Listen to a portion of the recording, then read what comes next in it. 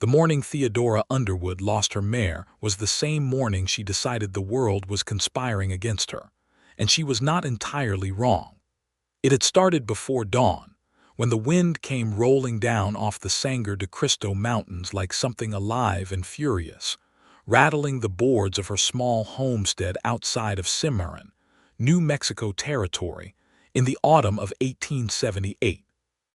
The wind woke her from a shallow sleep, and she lay still for a moment listening to it keen through the gaps in the siding, thinking of her father, thinking of the 3 years she had spent building this place into something that almost resembled a life.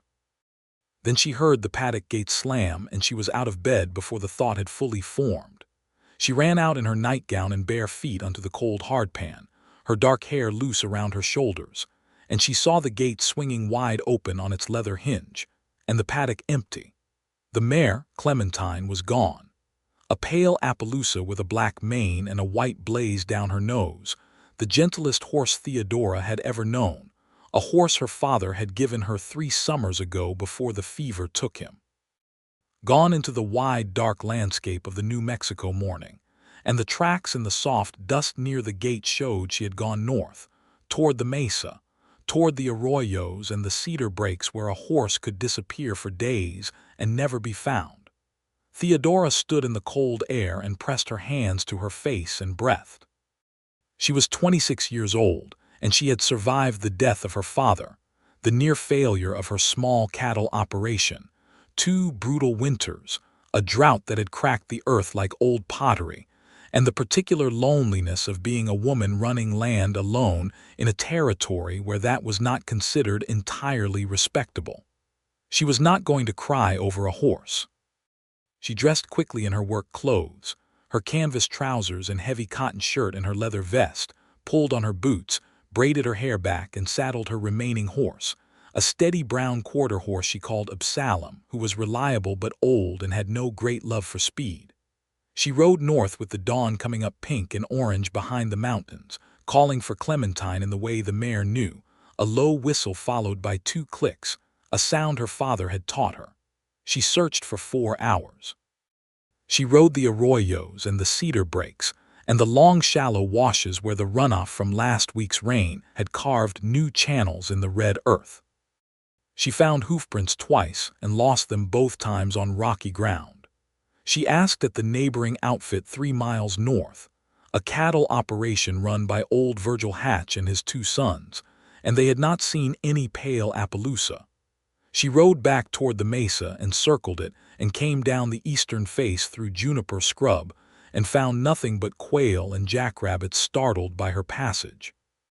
By mid-morning the sun was already fierce, the way it could be even in October in that country, and Theodora had drunk the last of her canteen water. Absalom was blowing hard, and she could feel the weariness in his gait. She turned back toward the homestead with a heaviness in her chest that she refused to name as defeat, but was probably defeat. She told herself she would try again in the afternoon.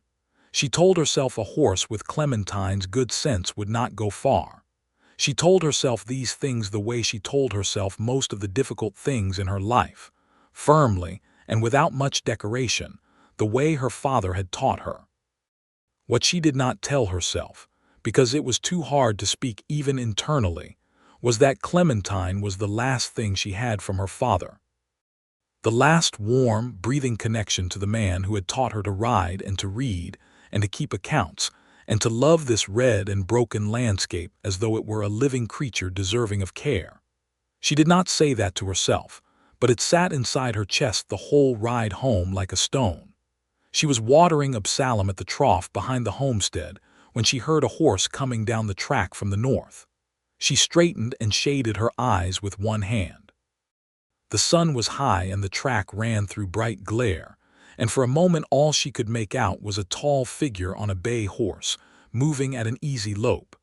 Then she saw, trailing behind on a lead rope, a pale shape.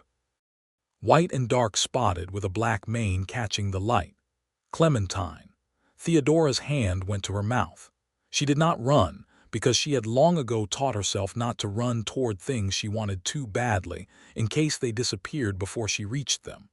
But she walked fast, faster than she intended, and she was through the paddock gate and out onto the track before she had fully decided to move. The rider slowed as he approached.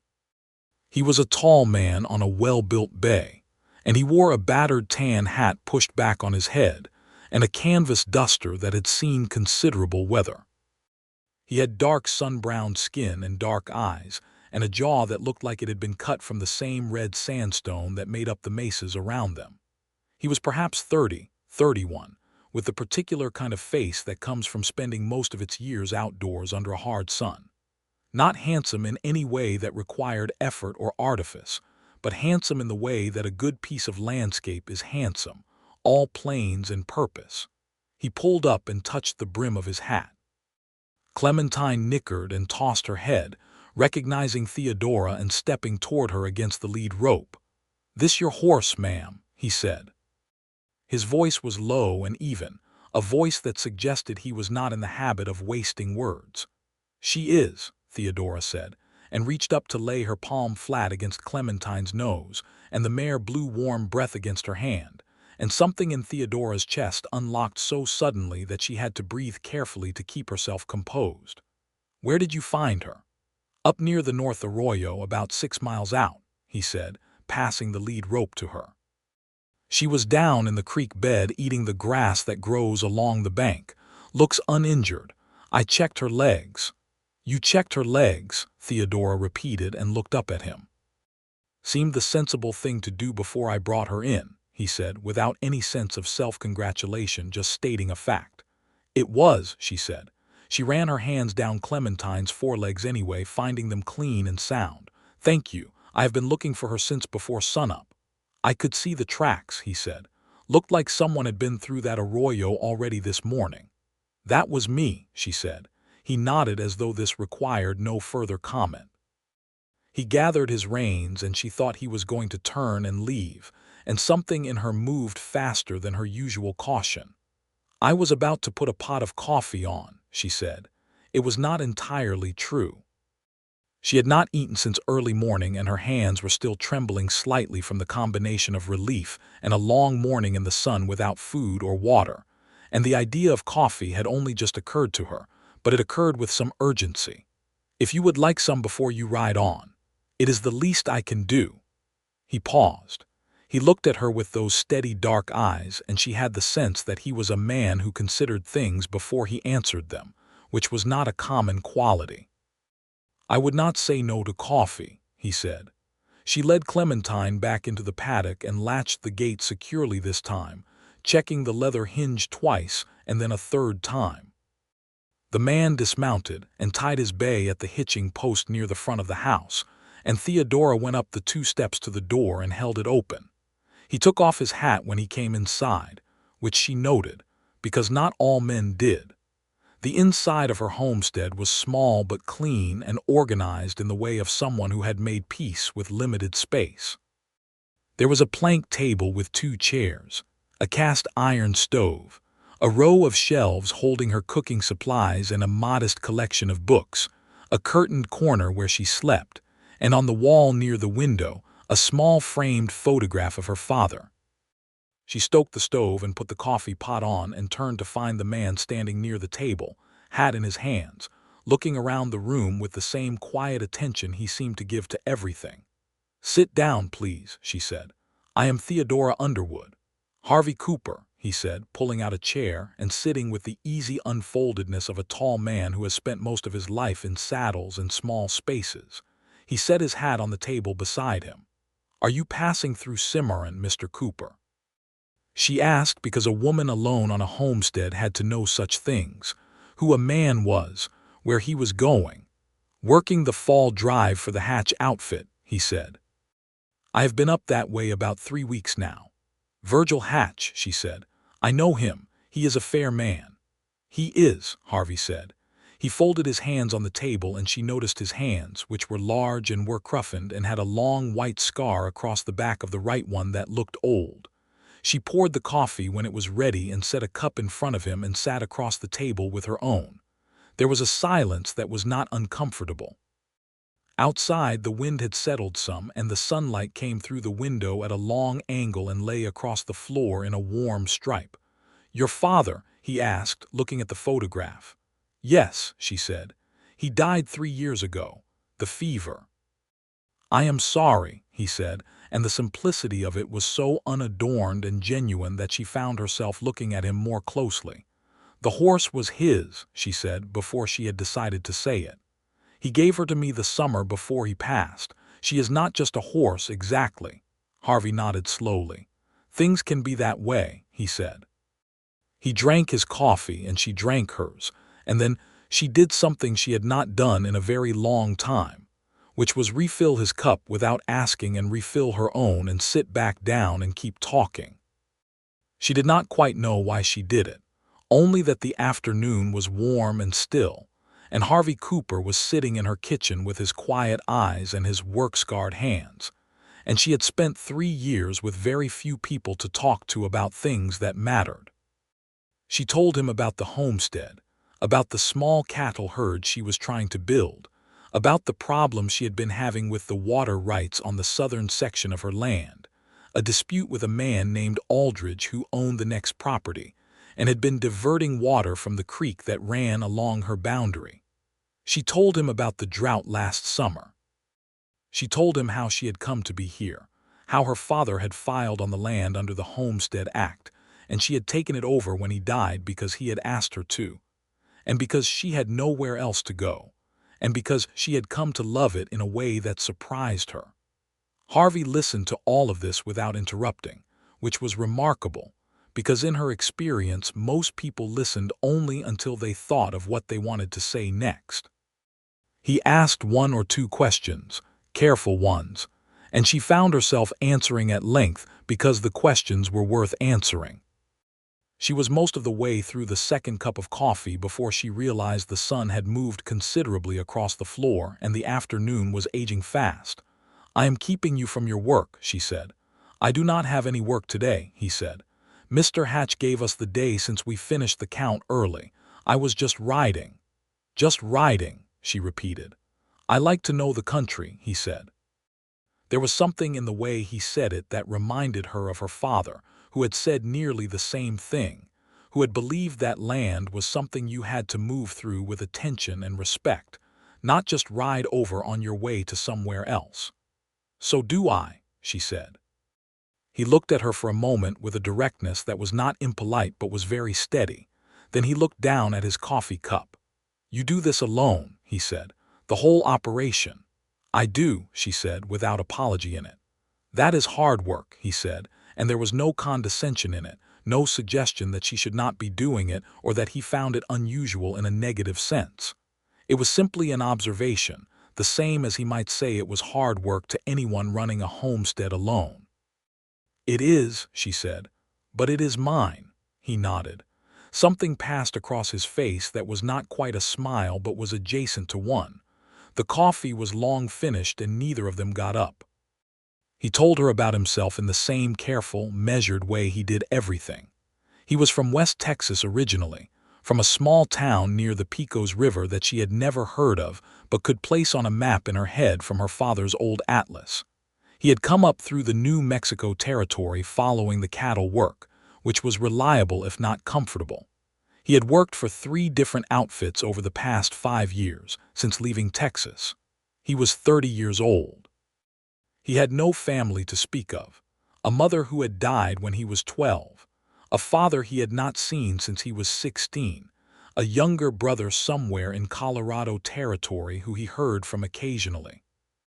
He told her about the country he had ridden through, the Llano Estacado and the high desert, and the places where the mountains came down into the plains in long, folded ridges that caught the light. He talked about it the way she talked about her land, with a kind of precise affection, and she listened to him the way she had listened to her father's stories when she was young, with the particular attention you give to someone who is showing you how they see the world. By the time the light began to go amber through the windows, she had served him the last of her cornbread, and he had helped her without being asked to fill the water trough for the evening, carrying 2 heavy buckets from the well, and they had discovered between them a shared and rather fierce love of Mark Twain that surprised them both into something very close to laughter. "Roughing It," she said, pointing at the spine on her shelf. "I have read it twice," he said, and looked at her with those dark eyes, and she felt something shift in the room like weather changing. He did not stay for supper. He said he needed to get back before dark, and she did not press him, because she had some sense of keeping things in their proper proportions, and she did not yet know what the proper proportion of Harvey Cooper was in her life. He put on his hat at the door, and she stood in the doorway. The evening was cooling fast, and the mountains were going purple, and the first stars were already visible above the eastern ridge. "Thank you again," she said, "for bringing her back." "It was nothing," he said, and she believed him, which meant she knew he was not saying it to seem modest. He genuinely thought it was nothing. He had found a lost horse and returned it because that was the right thing to do, and that was what he had done. "It was not nothing to me," she said. He looked at her for a moment in the fading light. "I know," he said. He walked to his horse and untied him and swung up and turned toward the north track. He was 50 yards away when he turned in the saddle. "Miss Underwood," he called. "Mrs.," she said before she thought better of it, and then when his expression shifted she added, "Widow. My husband passed 4 years ago, before I came here."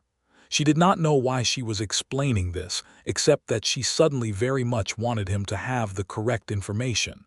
He nodded once. "I will be riding this way again," he said. "I will be here," she said. He rode north into the evening, and she stood in the doorway watching him go until he was just a shape against the copper sky, and then gone. And then she went back inside and stood in her kitchen for a long moment with her hand resting on the back of the chair where he had sat. She thought about making supper, and then thought instead about the ride that morning, the long empty mesa and the arroyos, and the moment she had seen Clementine's pale shape coming down the track behind a stranger on a bay horse, and she sat down in that chair, the one he had sat in, and she breathed carefully until the feeling in her chest settled into something she could manage. It took a while. 3 days later he came back. She was mending a fence on the south section, driving staples into the cedar posts with a hammer, her sleeves rolled up, and a line of sweat along her hairline despite the October coolness, when she heard a horse on the track and looked up to see Harvey Cooper riding toward her on the bay. He had a coil of new wire hanging from his saddle horn. "I thought this section might be needing attention," he said, pulling up. "I passed by it on the way to the Hatch outfit, and I could see it from the track." She stared at him. "You bought wire?" "At the mercantile in town," he said, and swung down and started to uncoil it as though this were entirely unremarkable. She stood with the hammer in her hand and looked at him. "You did not need to do that," she said. "No," he agreed, "but I was going to town anyway." She did not argue with him because the fence genuinely needed the wire, and arguing with a man who was doing something kind and practical struck her as a poor use of energy. She went back to driving staples, and he stretched the new wire alongside her, working with the efficient economy of a man who had done fence work many times, and they worked together for 2 hours and said very little, and what they said was functional and precise, the language of shared work, and she found that more companionable than a great deal of conversation she had had in her life. When they finished, she had water heating on the stove for washing, and she poured 2 glasses of cold water from the pitcher and handed one to him, and they sat on the front step of the homestead and drank them. "You are going back up to the Hatch outfit?" she asked. "Tomorrow," he said. "They have a few more days of work, and then the drive will be finished for the season." "And then," she said. "I have not decided," he said. She looked at the mountains. "There is usually work through the winter in this part of the territory," she said carefully. "Outfits that run year-round often need hands." "Is that so?" he said. "It is," she said. She did not look at him.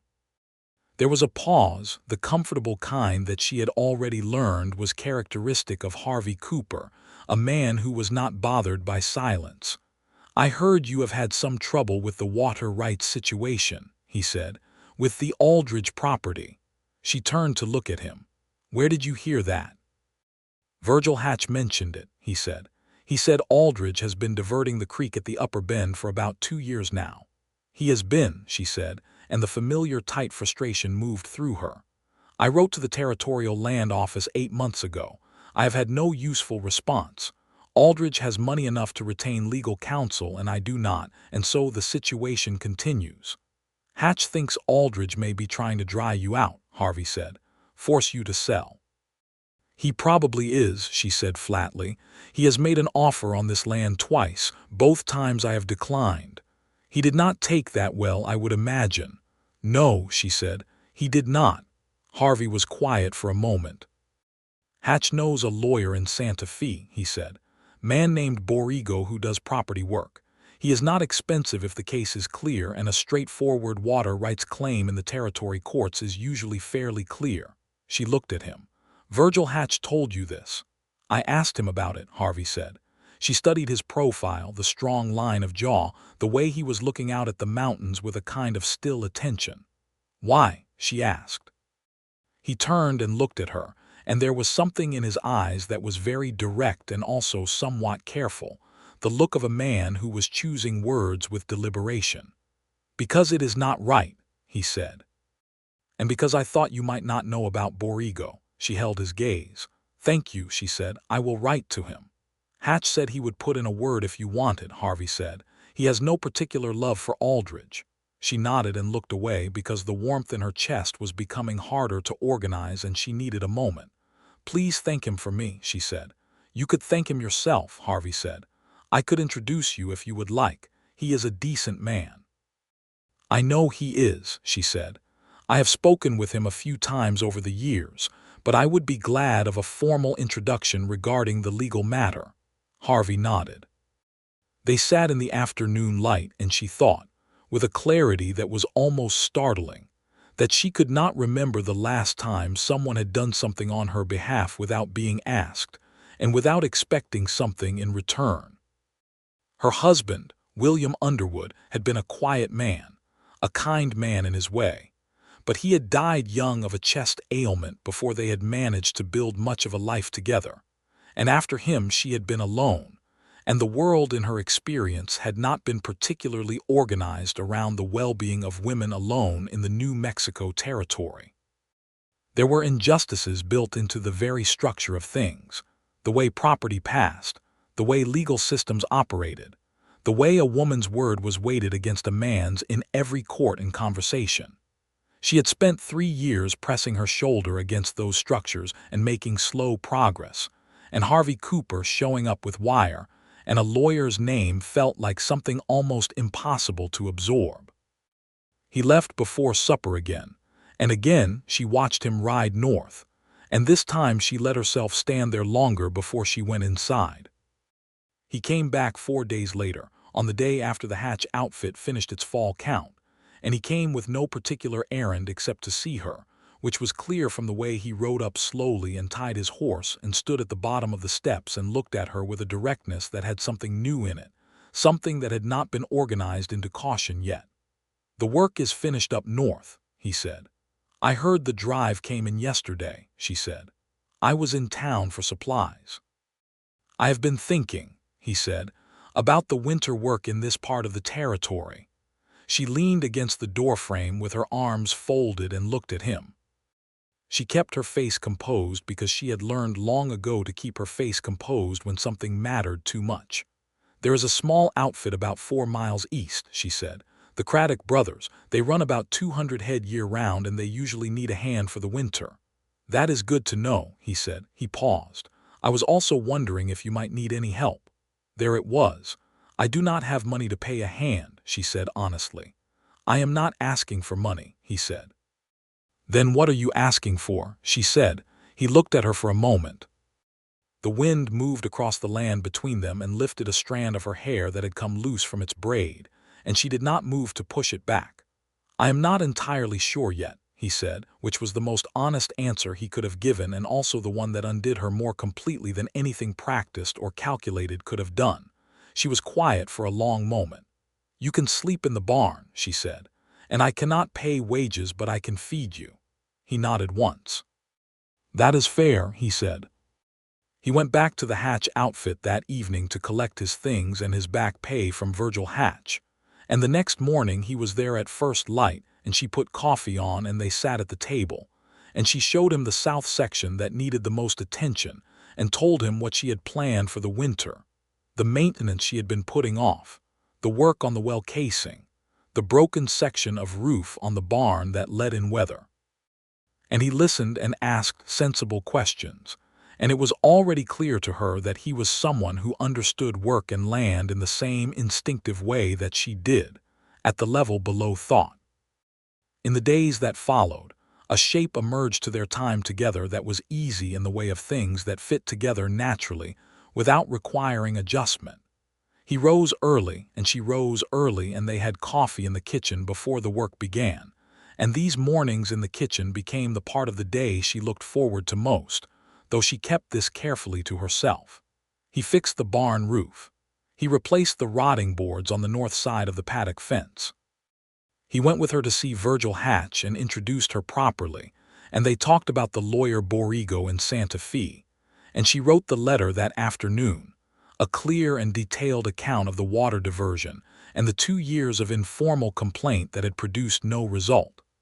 In the evenings, when the work was done and the stock was settled and the supper things were washed, they sat on the front step or at the table and talked.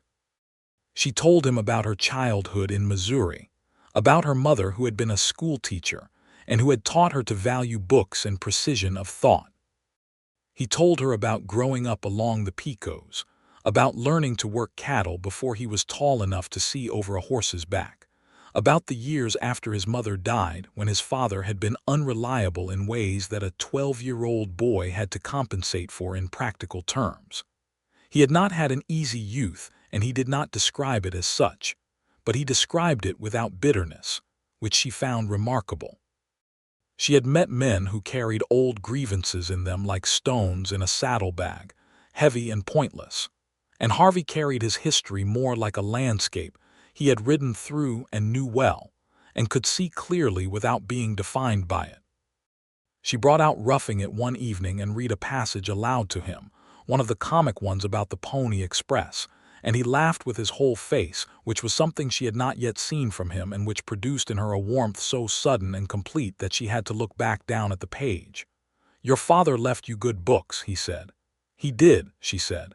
"He believed in reading the way some people believe in church." "And you," he said. "The same," she said.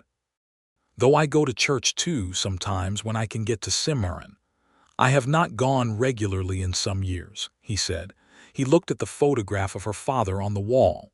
"Do you miss him every day?" The question was so direct and so kind that she had to breathe a moment before answering. "Every day," she said, less sharply as time goes on, "but yes, every day," he nodded. "I miss my mother," he said. "It has been 18 years and I still sometimes think to tell her something." She looked at him across the table in the lamplight. "That does not go away," she said softly. "No," he said, "but maybe it should not." She thought about that for several days afterward. The weeks accumulated. October deepened into November, and the nights turned cold and sharp, and the mountains went white at their peaks, and the mornings had a glitter to them.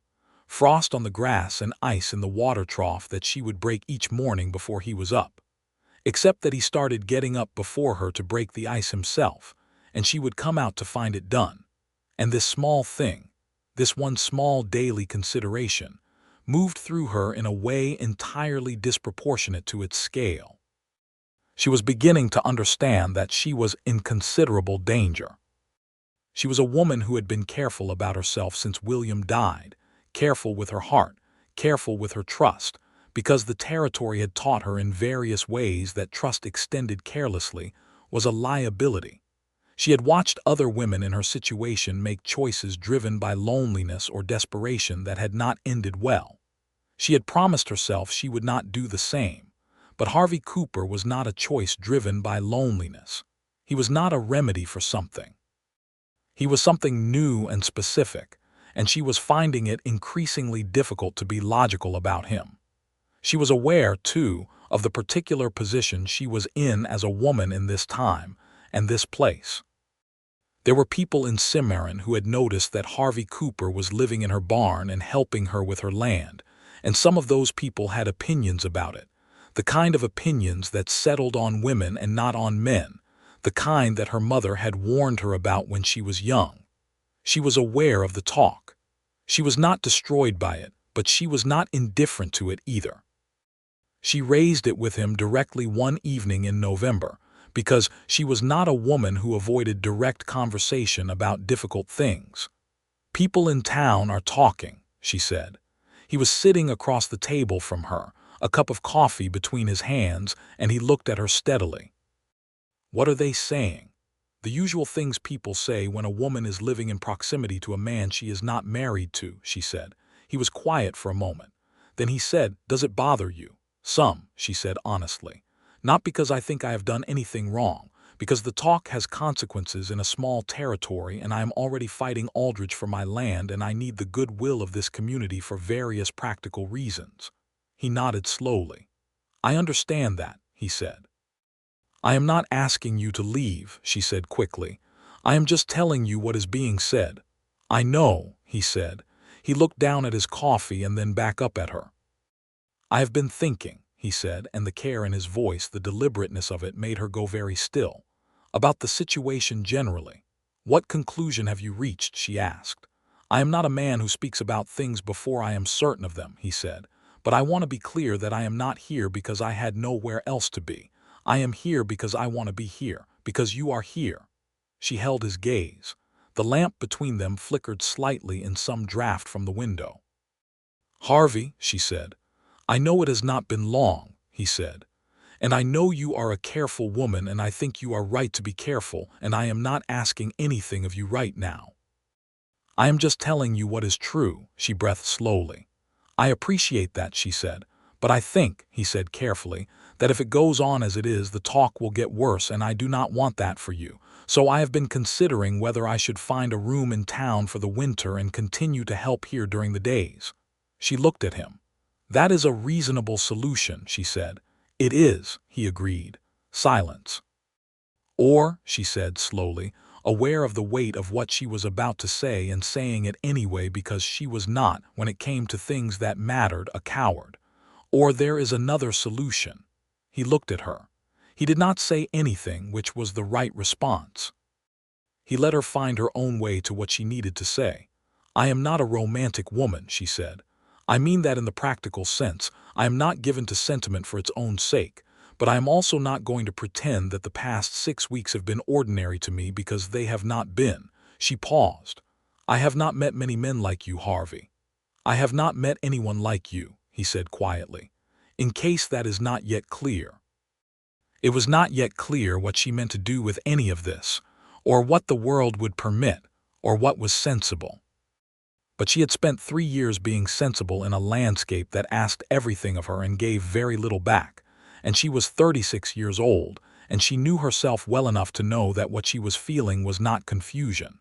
She was 36. She corrected herself mentally. No, 26.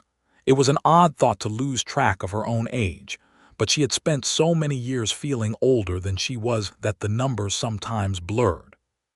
She was 26 years old, and she was sitting across a table from a man who had ridden 6 miles out of his way to return her horse and had not left, and she was not certain she wanted him to.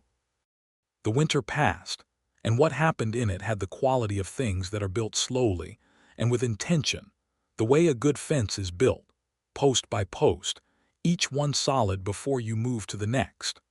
Harvey took a room at Mrs. Garrity's boarding house on the north edge of Cimarron, 2 miles from the homestead, which satisfied the requirements of propriety in the community's estimation, and allowed them to see each other freely in the daylight hours without the shadow of gossip. He came every morning at first light and stayed until after supper, and on Sundays they sometimes rode out together to look at the land, just looking, the way 2 people who share a sense of a place do, when words are not the right instrument.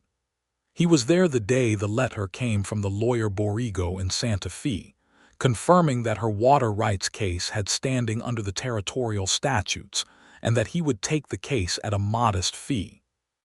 She read it twice and then handed it to Harvey without speaking and watched him read it and then watched the quiet satisfaction move across his face. "This is good," he said. "It is very good," she said. "Aldridge will settle once he sees the lawyer's letter," Harvey said. "Men like that only press when they think there is no one to press back." He was right. In December, before any legal proceeding had formally commenced, Aldridge sent a representative to her door with an offer to restore the creek to its natural course in exchange for her agreement not to pursue damages. She consulted with Harvey, and then wrote back through Borrego accepting the restoration, but reserving the right to pursue damages should the diversion occur again. It was not everything, but the creek ran freely again by the end of December, and that first morning she walked down to the south section and watched the water moving clean and cold through the channel it had cut in the red earth. She felt something close to triumph. Harvey was standing beside her. He had come down with her to see it.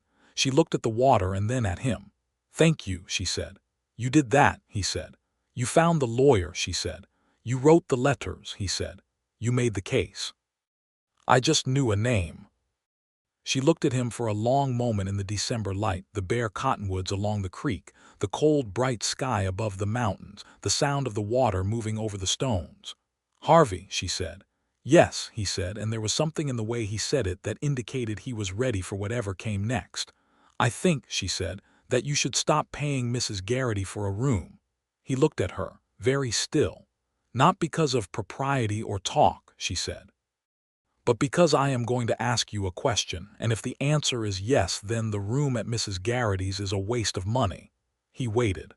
"I need to know," she said, "if you intend to stay, not through the winter. Not until the next drive takes you north or east or wherever the next drive goes. I mean stay, here, on this land."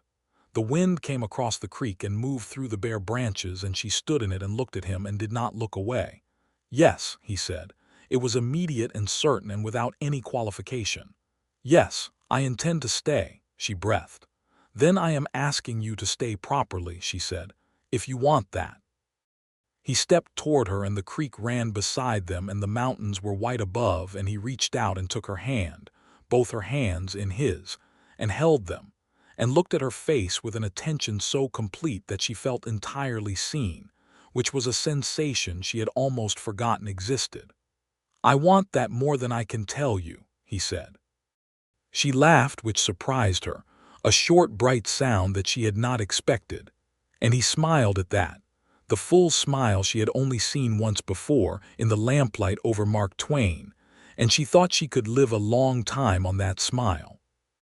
They were married in February of 1879, in the small church in Cimarron, on a cold, bright day with snow on the mountains, and wood smoke rising from every chimney in town. Virgil Hatch came with his 2 sons and sat in the second pew, and looked satisfied in the way of a man who has some private theory about things that has been confirmed. Mrs. Garrity came, and 2 women from the Women's Sewing Society whom Theodora knew from Sunday services, and the minister performed the ceremony with appropriate brevity and solemnity. Harvey wore a dark suit that he had purchased from the dry goods store, and he looked in it as he looked in everything, without self-consciousness, simply himself in different clothes. When she came up the aisle in her good dress, the blue wool one she had made the previous spring, he turned to look at her, and his expression was so plainly and completely open that she had to look down for a moment to gather herself. They said their vows in clear voices, and she felt each word as she said it, not as formality but as intention, as something she was choosing with her whole self, clear-eyed and certain. After, there was cake at the boarding house, courtesy of Mrs. Garrity, and enough people to make it feel like a celebration, and Harvey stood beside her the whole time with his hand at her elbow and answered questions from Virgil Hatch's sons about the spring drive schedule with the patience of a man who would rather be somewhere else but was not in any hurry. They rode home together in the afternoon, the horses moving steadily through the cold air, their breath making clouds. "Husband," she said, trying it out. He glanced at her. "Wife," he said. She laughed again. She had been laughing more in the past 4 months than in the previous 3 years combined, and she was not entirely sure what to make of that, except that she approved of it. They came down the track to the homestead, and she looked at it in the winter afternoon light, the low adobe walls and the plank roof, and the paddock where Clementine stood watching their approach, and the barn where Harvey had slept for 3 weeks and which now held the new boards he had put on the north wall and a better organization of the tack than she had ever managed alone. "I want to build on the west side," she said, looking at the house. "Next spring, an extra room." "I was thinking the same," he said. "A real kitchen eventually," she said, "when there is money for it." "Eventually," he agreed. They rode in together, and she thought about her father, which she often did when something good happened, the habit of wanting to tell him things. She thought he would have liked Harvey Cooper. She was fairly certain of this. She thought he would have seen, as she had seen, that Harvey was the kind of person who moved through the world carefully and did not waste things, not time, not words, not effort, and did not take things for granted, and treated the land and the animals in his care with the same seriousness with which he treated people. She would have liked to tell him. She missed him with a familiar, settled ache. She unsaddled Absalom, and Harvey unsaddled his bay, whom he had named only the bay for the entire time she had known him, which she had finally expressed an opinion about. "He needs a name," she had said about 3 weeks after Harvey moved to the boarding house. "He is a horse," Harvey had said. "Clementine is a horse," she said. "She has a name." "Her name was your father's idea," Harvey said. "Then it should be your idea," Theodora said, "but he should have one." Harvey had looked at the bay for a long moment with the expression of a man taking a thing more seriously than it required, and then said, "August." "August," she repeated. "It was August when I bought him," Harvey said. It was not the most poetic origin story for a name, but she accepted it, and August was now a settled member of the household, living in the paddock beside Clementine with a comfortable familiarity that she found charming. The spring came early in 1879, the way it sometimes did in that country, the mesquite leafing out in early March and the ground softening and the creek running high with snowmelt from the mountains. Harvey started on the addition to the west wall, and she helped when the other work allowed it, and they built it together the way they had mended the fence together the previous October, with the efficient shorthand language of people who had learned to work as a unit. It was hard work and good work, and she was happy in a way that had texture to it, a complete happiness rather than the thin, hopeful kind she had survived on for several years. In April, she discovered she was expecting a child. She told Harvey on a Sunday morning, sitting at the table with their coffee, in the same 2 chairs where they had drunk their first coffee together the previous October. She told him plainly, the way she told him most things, because they had established from the beginning a practice of plain speaking that she intended to preserve. He was still for a moment. Then he looked up at her with an expression she had no word for, something that was larger than happiness in the ordinary sense, something that moved across his face like weather and settled into something she recognized as wonder. "Theodora," he said. "I know," she said, which covered the things she did not quite have words for either. He reached across the table and covered her hand with his. He said nothing else for a moment, just held her hand and looked at her, and the morning light came through the window and lay across the table between them, and she thought that this was what her father had meant when he said once that a good life was not made of dramatic moments, but of the accumulation of ordinary ones, placed one beside the other until they made something solid. The pregnancy was hard in the early months, as first pregnancies often were, a bone-deep tiredness and a persistent nausea that was worse in the mornings. Harvey learned to have the coffee ready before she appeared, because the smell of coffee brewing was one of the few things that helped, and he also learned which mornings required silence and which ones required conversation, which was a finer skill than most people gave it credit for, and he had it. He took on more of the physical outdoor work without being asked, and without making her feel diminished by the rearrangement, which required a particular kind of intelligence. He also, in June, rode to Santa Fe, and returned with 2 books on midwifery and domestic medicine that he had found at a bookshop there, because he was a man who addressed what he could not change with information. "I am going to read these," he said, handing them to her. She looked at the titles. "So am I," she said. They read them both, separately and then together, discussing the parts that were useful and the parts that were doubtful, and in July she rode into Cimarron and engaged the services of Mrs. Hannigan, who served as the territory's nearest equivalent to a midwife, a practical woman of 60 who had attended a great many births and knew what she was doing. The summer of 1879 was good to them. The cattle herd grew by 4 calves, and she sold 3 of the previous year's yearlings at the Cimarron market at a price that allowed them to buy a second milk cow and several yards of good heavy canvas for the new room's windows before they could afford glass.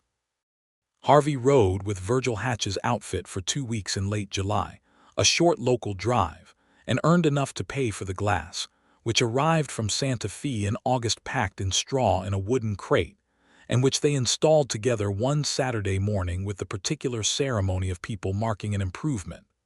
On a clear September evening in the new room that smelled of fresh-cut lumber and plaster, their son was born.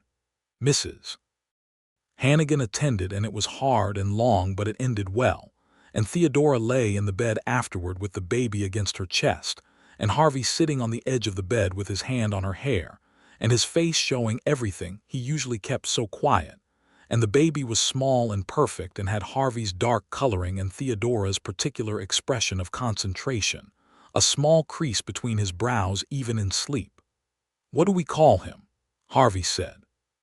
She had been thinking about this for months. "Thomas," she said, "for my father." Harvey looked at the baby and then at her. "Thomas Cooper," he said, trying it out. "That is a good name."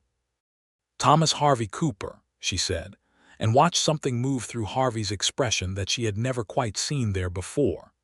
He leaned forward and kissed her forehead, and she leaned against him carefully, tired to her bones and more content than she had believed possible, and they sat together in the new room in the September evening, while the baby slept, and the mountains went from gold to purple outside the window.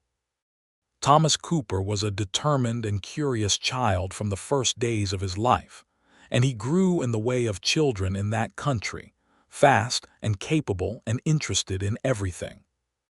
By the time he was pulling himself upright in his crib, Harvey had built a pen near the back door where Theodora could keep him safe while she worked close to the house, and she kept him there in the mornings with a collection of smooth stones and a battered tin cup to stack them in, which occupied him with complete seriousness.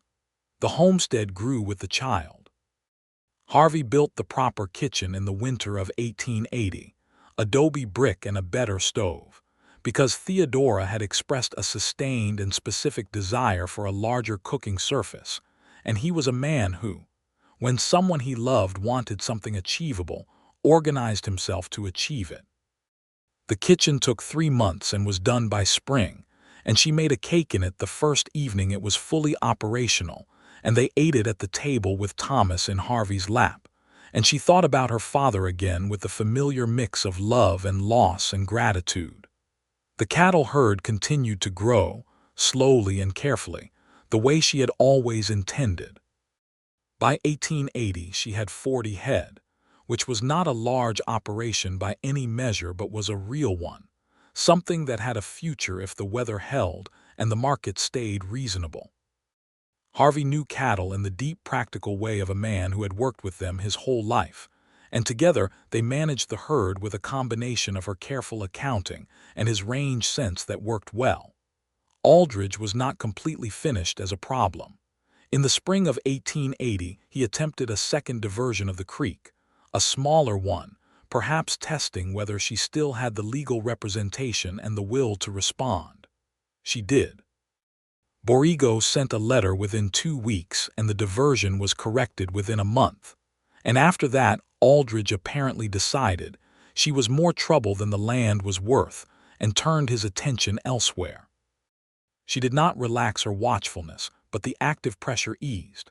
In the summer of 1880, Harvey received a letter from his brother Samuel in Colorado Territory, the first correspondence in 2 years, and read it at the breakfast table with Thomas in his high chair beside him eating cornmeal mush with focused intensity. "He is coming this way," Harvey said, looking up from the letter. "He has been working the silver mines up near Leadville, and he is looking to come south for the winter."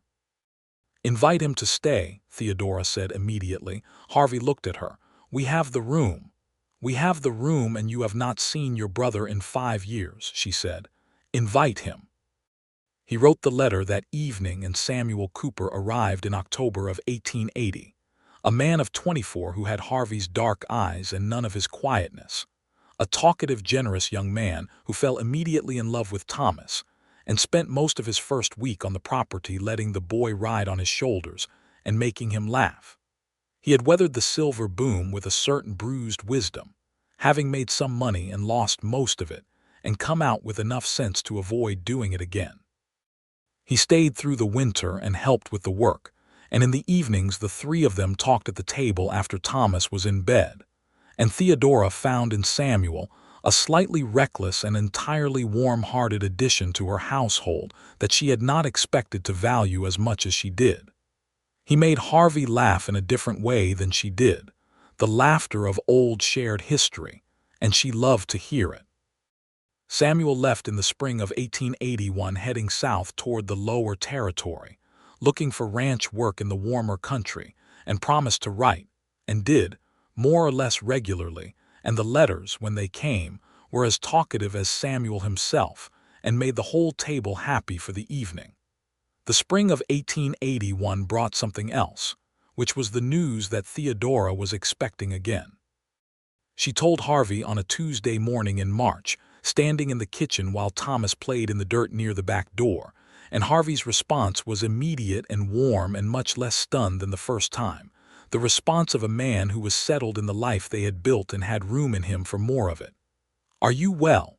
he said first, which was the right question. "I am well," she said, "tired already but well." He came around the table and held her, and she leaned into him, and they stood in the kitchen in the morning light, while Thomas outside demonstrated a discovery he had made about the relationship between mud and stick, and the life around them was ordinary and full. The second pregnancy was smoother than the first in some ways and harder in others. She was busier, with a 2-year-old to manage and a growing operation to oversee, and the tiredness of early pregnancy combined with the perpetual motion of Thomas made October and November difficult.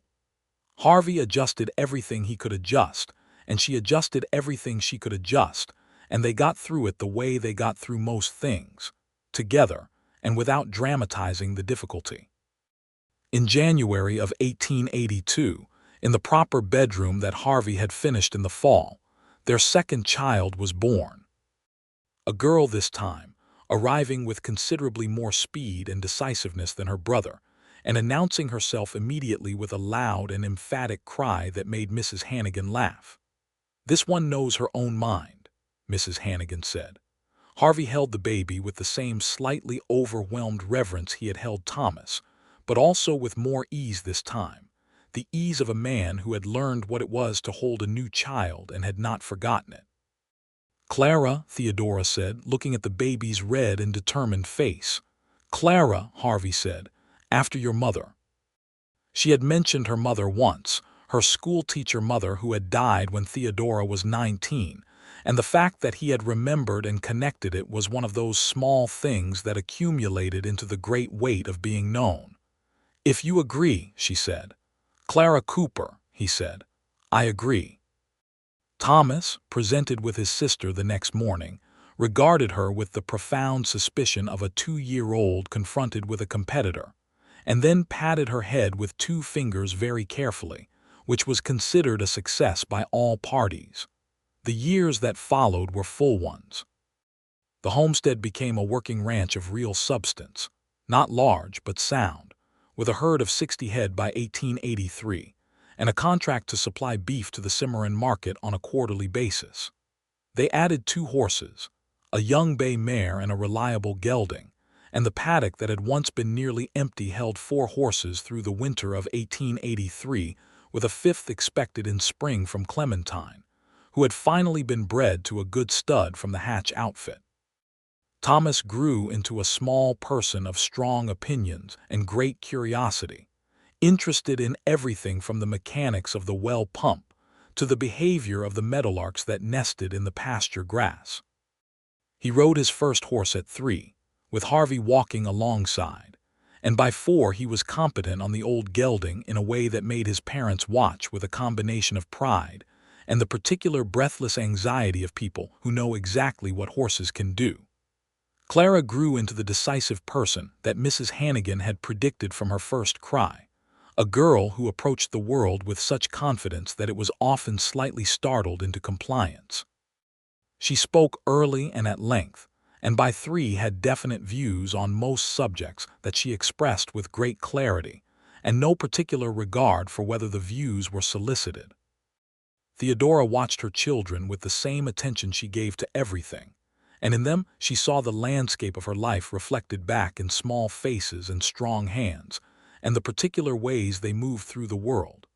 She thought often of the October morning in 1878 when she had stood in her paddock and watched a stranger ride toward her leading a pale horse by a rope, and how thin the thread was, how easily it might not have happened. He might have turned south instead of north. He might have left Clementine to find her own way home. He might not have stopped when he found her, or stopped and not brought her back, or brought her back and not accepted coffee, or accepted coffee and not come back, or come back and not stayed.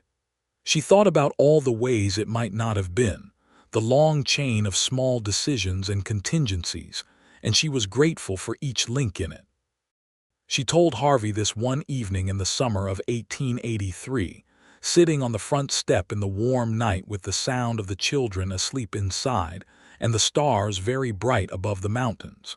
She told him about the thought, about the chain of contingencies, about how thin it had seemed when she tried to trace it backward. He was quiet for a moment.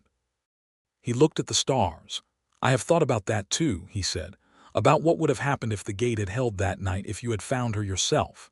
"I would have been perfectly fine," she said. "You would have been fine," he agreed. "You were fine before I came." "I was," she said, "but I am better now." He looked at her with that particular expression of his, the steady, open one, the one she had fallen in love with before she knew she was falling. "So am I," he said. She reached over and took his hand, and they sat in the warm night and listened to the land around them, the creek running in the south section, the horses moving in the paddock, the dry sound of crickets in the pasture, and the mountains standing dark and vast against the stars, the same mountains that had been there before them and would be there after, unchanged and enormous and somehow a comfort rather than a challenge. "I want to put in a kitchen garden next spring," she said. "A proper one, with a fence to keep the rabbits out." "We can do that," he said. "And I want to teach Thomas to read before the school gets around to it," she said. The territorial school had expanded in Cimarron finally, and Thomas would be of age for it in another year, but she had her mother's instinct about reading and preferred to give her children a head start. "He already recognizes the letters," Harvey said. "He recognizes a and T and M," she said. "That is because they are in his name and mine and yours. That is not reading." "It is a start," he said. "It is," she allowed. They sat a while longer and then went inside, and the house was quiet around them with the specific quiet of a house that has people in it sleeping safely. And she thought, as she had thought before, that her father would have approved of this life, this particular accumulation of ordinary things, this man sitting at her table and sleeping under her roof and building things with his hands and laughing at Mark Twain and breaking the ice in the water trough in the cold mornings before she was awake. She thought he would have liked Harvey Cooper very much. In 1884, Clementine foaled a pale filly with the same spotted Appaloosa coloring and the same black mane, and they watched her come into the world on a spring morning, and Thomas named her without being asked. "Pearl," he said, with the authority of a 5-year-old who has reached a decision. Theodora looked at the filly, who was wobbling upright on improbable legs in the clean straw, and then at Harvey, who was watching Thomas with an expression of patient amusement. "Pearl," Theodora said. "I think that suits her." The filly grew into a fine young horse with her mother's intelligence and her own particular brand of stubbornness. And Thomas claimed her as his with the quiet certainty that children apply to the things they have named. And Harvey spent the better part of a summer teaching him the fundamentals of working with a young horse, patient and precise, the same way he did everything. There was a Sunday in the autumn of 1884 when all of this came together in a way that she would remember for the rest of her life, though nothing dramatic happened. It was simply that after Sunday services in Cimarron, they rode home in the bright October afternoon, Thomas on the old gelding beside his father on August, Clara in front of Theodora on Absalom, who was very old now and very gentle, and the perfect horse for carrying a 2-year-old. The mountains were gold and red with October color. The road turned north toward the homestead, and the smoke was already rising from the chimney because she had banked the fire before they left. Clara was saying something about the church music, which she had strong opinions about, and Thomas was asking Harvey a question about the horses that Harvey was answering with the same care he gave to all questions, regardless of who asked them. The horses moved steadily on the familiar road. Theodora held Clara secure with one arm and looked at the afternoon landscape, and listened to the voices of her family around her, and felt the depth of it, not the surface pleasure but the bedrock kind, the kind that had roots going down into everything that had been difficult and everything that had been survived and every small decision that had led here. She thought of her father. She thought of the morning the gate came open and Clementine disappeared into the dark.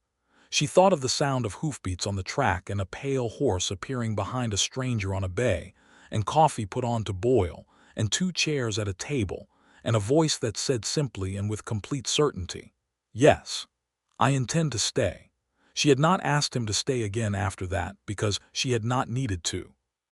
He had stayed with the same wholeness and conviction with which he did everything, the way a post is set deep in good ground, not immovable but stable, there through weather, there through season, there when you press against it and find it solid.